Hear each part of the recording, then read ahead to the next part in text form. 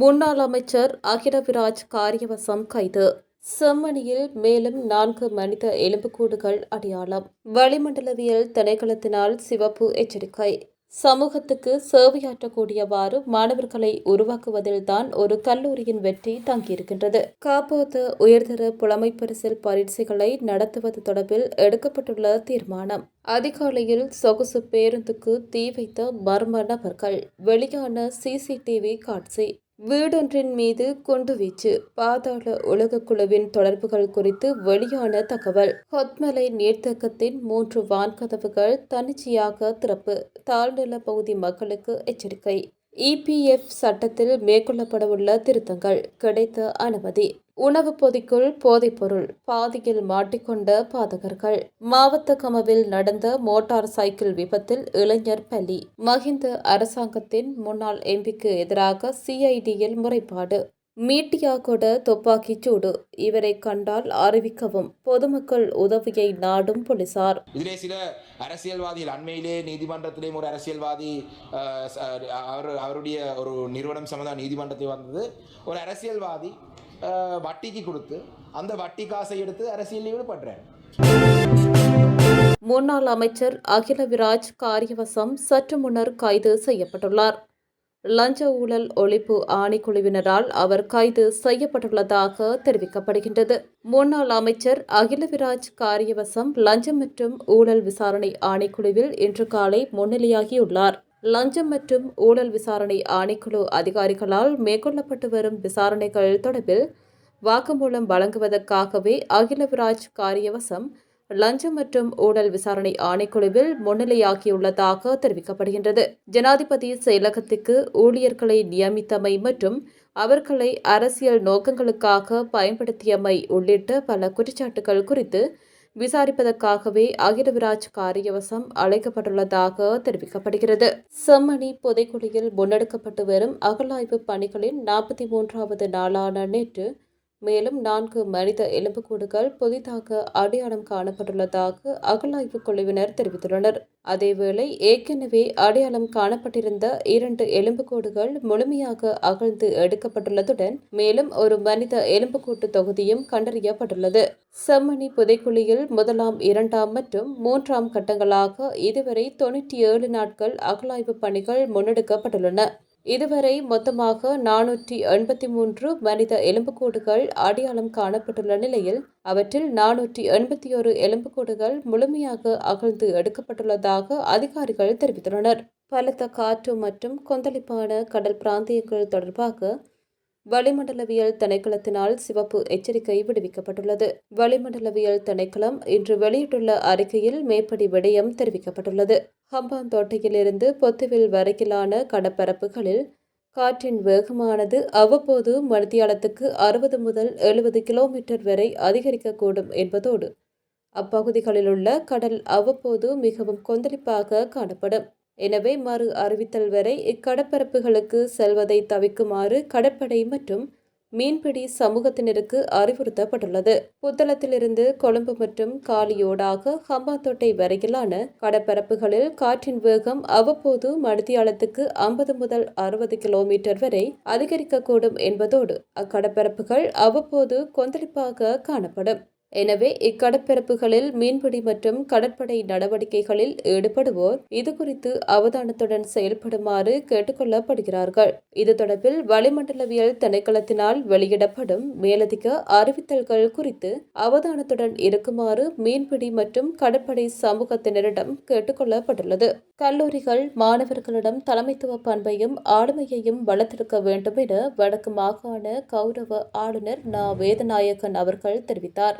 தெல்லிப்பளை மகாயின கல்லூரியில் அருகிலுள்ள பாடசாலை சிறந்த பாடசாலை திட்டத்தின் கீழ் 51.88 மில்லியன் ரூபாய் செலவில் அமைக்கப்பட்ட தொழில்நுட்ப அலகு மற்றும் நூலகம் உள்ளிட்ட 3 மாடி கட்டடத் தொகுதியின் திறப்பு விழாவும் மாகாண குறித்தொதுக்கப்பட்ட அபிவிருத்தி நன்கொடை நிதியின் கீழ் 127.46 மில்லியன் ரூபாய் நிதி ஒதுக்கீட்டில் ஆரம்ப பிரிவுக்கான புதிய கட்டடத்துக்கான அடிக்கல் நடும் நிகழ்வும் கல்லூரியில் இன்று புதன்கிழமை பாடசாலை அதிபர் புஷ்பரட்னம் தலைமையில் இடம்பெற்றது. விருந்தினர்கள் முறைப்படியே வரவேற்கப்பட்டு முதலில் கட்டட திறப்பு விழாவும் அதனைத் தொடர்ந்து புதிய கட்டடத்துக்கான அடிக்கல் நடும் நிகழ்வும் இடம்பெற்றதைத் தொடர்ந்து மேடை நிகழ்வுகள் நடைபெற்றன.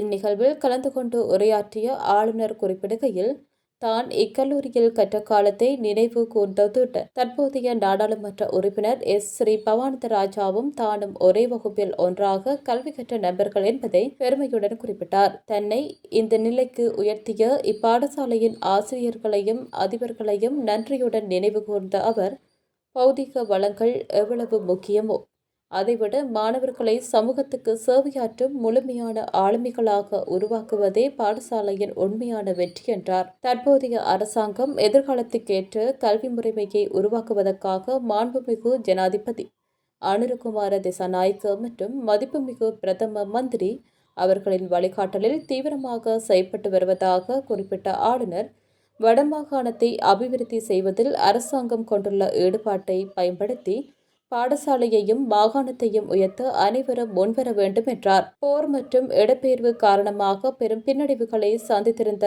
இப்பாடசாலை இன்று மீண்டெழுந்து நிற்பது போற்றத்தக்கது எனவும், சமூகம் போற்றும் பல மாணவர்களை இப்பாடசாலை தொடர்ந்து உருவாக்க வேண்டும் எனவும் வாழ்த்தி தனது உரையை நிறைவு செய்தார். இந்நிகழ்வில் கடற்றொழில், நீரியல் மற்றும் கடல் வளங்கள் அமைச்சர் கௌரவ சந்திரசேகர், கௌரவ நாடாளுமன்ற உறுப்பினர் ஸ்ரீ பவானந்தராஜா, கல்வி அமைச்சின் செயலாளர் பட்ரிக் நிரஞ்சன், வலிகாமம் வடக்கு பிரதேச சபை கௌரவ தவிசாளர் சுகிர்தன், யாழ் மாவட்ட ஒருங்கிணைப்பு குழு தலைவரின் இணைப்பாளர் கபிலன், வலிகாமம் வலய கல்வி பணிப்பாளர் திருமதி ஜமுனா ராஜசீலன், பழைய மாணவர்கள், ஆசிரியர்கள் மற்றும் மாணவர்கள் என பலரும் கலந்து கொண்டு சிறப்பித்தனர். 5ஆம் ஆண்டு புலமைப் பரிசில் மற்றும் காப்போத்த உயர்தர பரீட்சைகள் நடைபெறவிருக்கும் திகதிகளில் மழை பெய்தால் பாதிப்புகளை கண்காணித்து உரிய நடவடிக்கைகளை முன்னெடுக்க ஒரு சிறப்பு பிரிவு அமைக்கப்படும் என்று பேரிடர் மேலாண்மை மையம் அறிவித்துள்ளது. தற்போது நிலவும் மோசமான வானிலையை கருத்தில் கொண்டு நடைபெறவுள்ள புலமைப் பரிசில் மற்றும் உயர்தர பரீட்சைகளை நடத்துவது தொடர்பாக இன்று ஒரு சிறப்பு கலந்துரையாடல் இடம்பெற்றது.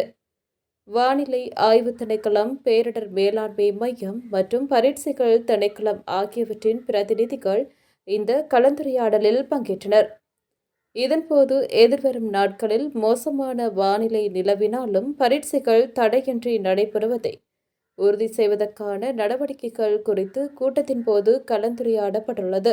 அதற்கமைய ஆகஸ்ட் 6, 7 மற்றும் 8 ஆகிய திகதிகளில் மழை பெய்தால் பரீட்சை நடவடிக்கைகளில் ஏற்படக்கூடிய பாதிப்புகளை கண்காணித்து அதற்கு பதிலளிக்கும் வகையில் தனது செயற்பாட்டு அறையில் ஒரு சிறப்பு பிரிவு அமைக்கப்படும் என்று பேரிடர் மேலாண்மை மையம் அறிவித்துள்ளது.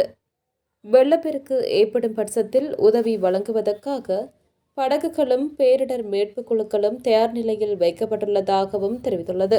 2026ஆம் ஆண்டுக்கான 5ஆம் வகுப்பு புலமை பரிசில் பரீட்சை ஆகஸ்ட் 9ஆம் திகதி நாடு முழுவதும் உள்ள 2723 பரீட்சை மையங்களில் நடைபெறவுள்ளது. அதே நேரம் 2026ஆம் ஆண்டுக்கான காப்போத்த உயர்தர பரீட்சை ஆகஸ்ட் 10 முதல் செப்டம்பர் 5ஆம் திகதி வரை 2532 பரீட்சை மையங்களில் நடைபெறவுள்ளமை குறிப்பிடத்தக்கது. கடுவெல பிரதான பேருந்து நிலையத்துக்கு அருகில் சொகுசு பேருந்து ஒன்றிற்கு இன்று அதிகாலை முகமூடி அணிந்த இருவர் தீ வைத்துவிட்டு தப்பிச் சென்றமை அப்பகுதியில் பரபரப்பை ஏற்படுத்தியுள்ளது. இந்நிலையில் போலீசார் மேற்கொண்ட முதற்கட்ட விசாரணைகளில் இச்சம்பவம் பதிவான CCTV காட்சிகள் கிடைக்கப்பெற்றுள்ளன. இன்று அதிகாலை 2:30 மணி முதல் 2:45 மணிக்கு இடைப்பட்ட நேரத்தில் மோட்டார் சைக்கிளில் வந்த இருவர் பேருந்துக்கு தீ வைத்துவிட்டு தப்பிச் சென்றுள்ளனர். இதனைக் கண்டு அருகிலிருந்த மற்றொரு பேருந்திலிருந்த ஓட்டுநரும் நடத்துனரும் கூச்சலிட்டுள்ளனர். இதன்போதே அவர்கள் அங்கிருந்து தப்பிச் சென்றுள்ளனர். இதற்கிடையில் தீ வைக்கப்பட்ட பேருந்துக்குள் ஓட்டுநரும் நடத்துனரும் உறங்கிக் கொண்டிருந்த நிலையில் மற்றைய பேருந்திலிருந்த சகாக்களின் கூச்சலை கேட்டு அவர்கள் பேருந்திலிருந்து வெளியே குதித்து உயிர் தப்பியுள்ளனர். நெடுஞ்சாலை வழியாக கடுவெல மாத்தறை இடையே இயக்கப்படும் சொகுசு பேருந்துக்கே இவ்வாறு தீ வைக்கப்பட்டுள்ளதாகவும் தீயினால் பேருந்து முற்றாக எரிந்து சாம்பலாகியுள்ளதாகவும் போலீசார் தெரிவிக்கின்றனர். அதே நேரம் குறித்த பேருந்துக்கு அருகில் நிறுத்தப்பட்டிருந்த கடுவெல கொள்ளுப்பட்டி சாதாரண சேவை பேருந்துகள் இரண்டும் தீயினால் லேசான சேதத்துக்கு உள்ளாகியுள்ளன. தனிப்பட்ட பகை காரணமாகவே இந்த தீ வைப்பு சம்பவம் நடத்தப்பட்டிருக்கலாம் என சந்தேகம் வெளியிட்டுள்ள போலீசார் சம்பவம் தொடர்பில் மேலதிக விசாரணைகளை மேற்கொண்டு வருகின்றனர். ரத்மலானையில் வீடொன்றின் மீது கைக்குண்டு தாக்குதல் நடத்தப்பட்டமை தொடர்பில் பாதாள உலக குழுவின் தொடர்புகள் குறித்து தகவல்கள் வெளியாகியுள்ளன. குறித்த வீட்டின் மீது 2 கைக்குண்டுகள் வீசப்பட்டதாகவும் அதில் ஒன்று வெடித்துள்ள நிலையில் மற்றைய கைக்குண்டு வீட்டின் தோட்டத்தில் விழுந்து கிடந்ததாகவும் காவல்துறையினர் தெரிவித்தனர். இந்த தாக்குதலினால் எவருக்கும் எவ்வித உயிராபத்தும் ஏற்படவில்லை என்பதுடன் வீட்டின் 2 ஜன்னல் கண்ணாடிகள் மாத்திரமே சேதமடைந்துள்ளதாக குறிப்பிடப்பட்டுள்ளது. தாக்குதலுக்கு இலக்கான வீட்டின் உரிமையாளர் தற்போது வெளிநாட்டில் வசிப்பதாக கூறப்படும் ரசல் அலோசியஸ் ஸ்மித் என்பவரின் தந்தையின் சகோதரருடைய மகன் என தெரியவந்துள்ளது. ரசல் அலோசியஸ் ஸ்மித் என்பவர் பாதாள உலக குழு தலைவர்களான அஞ்சு எனப்படும் சிங்கார அமல் சமிந்த சில்வா மற்றும் தர்மே எனப்படும் எல்லாவல்ல லியனகே தர்மசிறி ஆகியோருடன் நெருங்கிய தொடர்பை பேணி வந்துள்ளதாகவும் பின்னர் அஞ்சுவுடன் அவருக்கு முரண்பாடு ஏற்பட்டுள்ளதாகவும் தகவல்கள் வெளியாகியுள்ளமை குறிப்பிடத்தக்கது. ரத்மலானையில் அமைந்துள்ள வீடொன்றின் மீது கைக்குண்டு தாக்குதல் நடத்தப்பட்டுள்ளதாக தகவல் வெளியாகியுள்ளது. ஸ்ரீ ஞானேந்திர வீதியிலுள்ள குறித்த வீட்டின் மீது இன்று அதிகாலை 2 கைக்குண்டுகள் வீசப்பட்டதாக காவல்துறையினர் தெரிவித்துள்ளனர். இந்த நிலையில் 2 கைக்குண்டுகளில் ஒன்று வெடித்துள்ளதாகவும் காவல்துறையினர் குறிப்பிட்டுள்ளனர். எனினும் இந்த வெடிப்பு சம்பவத்தால் எவருக்கும் எவ்வித காயமும் அல்லது பாதிப்பும் ஏற்படவில்லை என தகவல்கள் தெரிவிக்கின்றன. சம்பவம் தொடர்பில் காவல்துறையினர் மேலதிக விசாரணைகளை மேற்கொண்டு வருகின்றனர். இதேவேளை தாக்குதலை நடத்தியதாக சந்தேகிக்கப்படும் இருவர் சம்பவ இடத்திலிருந்து தப்பிச் செல்லும் காட்சிகள் அங்குள்ள CCTV கேமராவில் பதிவாகியுள்ளதாக தெரிவிக்கப்பட்டுள்ளமை குறிப்பிடத்தக்கது. நுவரெலியா மாவட்டத்தில் பெய்து வரும் தொடர் கனமழை காரணமாக மேல் கொத்மலை நீர்த்தேக்கத்தின் நீர்மட்டம் வேகமாக உயர்ந்துள்ளது. இதனால் அதன் 3 வான்கதவுகள் இன்று அதிகாலை தன்னிச்சையாக திறந்துள்ளதாக அதற்கு பொறுப்பான பொறியியலாளர்கள் தெரிவித்துள்ளனர். மேல் கொத்மலை நீர்த்தேக்கத்தின் நீர்பிடிப்பு பகுதிகளில் கடந்த சில நாட்களாக பெய்து வரும் பலத்த மழையால் நீர்த்தேக்கத்துக்கு பெருமளவு நீர்வரத்து ஏற்பட்டுள்ளதால் பாதுகாப்பு நடைமுறைகளின் ஒரு பகுதியாக இந்த வான்கதவுகள் தானாக திறக்கப்பட்டுள்ளதாக தெரிவிக்கப்பட்டுள்ளது. அதன்படி திறக்கப்பட்டுள்ள ஒவ்வொரு வான்கதவிலிருந்தும் வினாடிக்கு சுமார் 30 கனமீட்டர் வீதம் நீர் கொத்மலை ஆற்றுக்கு வெளியேற்றப்பட்டு வருவதாக அதிகாரிகள் குறிப்பிட்டுள்ளனர். மேலும் நீர்பிடிப்பு பகுதிகளில் கனமழை தொடர்ந்து நீடித்தால் நீர்த்தேக்கத்தின் எஞ்சியுள்ள வான் கதவுகளும் தன்னிச்சையாக திறக்கப்படக்கூடும் என பொறியியலாளர்கள் எச்சரித்துள்ளனர். இதையடுத்து மேல் கொத்மலை நீர்த்தேக்கத்தின் கீழ்ப்பகுதியில் பாயும் கொத்மலை ஆற்றின் 2 கரைகளிலும் வசிக்கும் மக்கள், தாழ்வான பகுதிகளில் வாழ்பவர்கள் மற்றும் ஆற்றை பயன்படுத்தும் பொதுமக்கள் மிகுந்த அவதானத்துடன் இருக்குமாறு அனைத்து முகாமைத்துவ மையம் அறிவுறுத்தியுள்ளது. ஆற்றில் நீர்மட்டம் திடீரென உயரக்கூடிய சாத்தியம் இருப்பதால் ஆற்றை கடக்கும் நடவடிக்கைகள், நீராடுதல், மீன்பிடித்தல் உள்ளிட்ட செயல்பாடுகளை தவிர்க்குமாறு அதிகாரிகள் வழங்கும் மேலதிக பாதுகாப்பு அறிவுறுத்தல்களை கட்டாயம் பின்பற்றுமாறும் பொதுமக்களிடம் கேட்டுக்கொள்ளப்பட்டுள்ளது. ஊழியர் சேமலாப நிதிய சட்டத்தில் திருத்தங்களை மேற்கொள்ள அமைச்சரவை அங்கீகாரம் வழங்கியுள்ளது. தனியார் மற்றும் பகுதியளவு அரசு துறைகளில் பணிபுரியும் ஓய்வூதிய உரிமையற்ற ஊழியர்களுக்கான சமூக பாதுகாப்பை மேலும் பலப்படுத்தும் நோக்கில் இந்த திருத்தம் மேற்கொள்ளப்படவுள்ளது.